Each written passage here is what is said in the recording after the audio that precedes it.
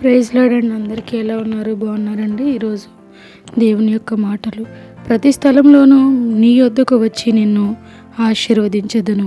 నిర్గమాకాండము 20:24.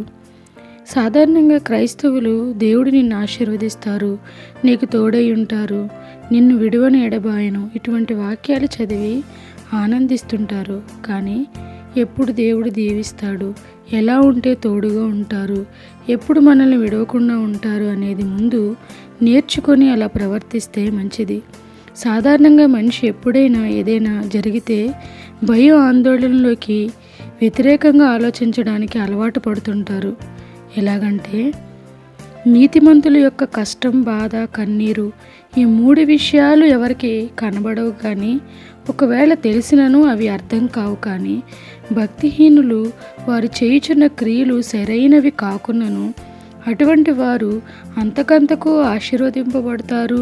ఇదంతా చూస్తున్న మీకు ఇలాంటి వారిని దేవుడు ఎలా ఆశీర్వదిస్తున్నాడు అనే అభిప్రాయం ఉండొచ్చు. కానీ దేవుడు మీ ప్రతి చర్యను ఆయన గ్రంథంలో ఎంతో భద్రంగా రాస్తున్నారు. ఇదంతా నిన్ను ఒకానొక దినమున కనికరించటానికే. తండ్రి తన బిడ్డల ఎడల కఠినంగా ఉన్నప్పటికీ వారిపైన కనికరాన్ని చూపించక మానడు. దేవుని ప్రేమ అంతకంతకు మించినది కనుక ఎవరినో చూసి నీవు నీ సంతోషాన్ని పోగొట్టుకోవద్దు. మాట తప్పడం మానవుని వ్యక్తిత్వం, మాట నెరవేర్చడం దేవుని వ్యక్తిత్వం. ఈరోజు నీ జీవితంలో దేవుడిచ్చిన మాటను ఒక్కసారి జ్ఞాపకం చేసుకో. ఎన్ని వాగ్దానాలు దేవుడు నీ పట్ల నెరవేర్చాడో జ్ఞాపకం చేసుకో. మనుషులు చేసిన ప్రమాణాలను నమ్మి మోసపోయావా?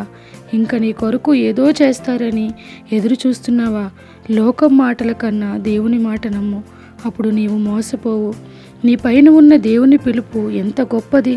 అది నిన్ను ఉన్నత స్థలములకు నడిపిస్తుంది. నిన్ను పిలిచినవాడు నిన్ను ఎన్నడూ విడువడు, ఎడబాయడు. దేవుని కృప మీకు ఎల్లప్పుడూ తోడుగా ఉంటుంది. అవును కదండి, దేవుడి కృప ఎల్లప్పుడూ మనకి తోడుగా ఉంటుంది. వాగ్దానం చేసిన దేవుడు నమ్మదగిన దేవుడండి.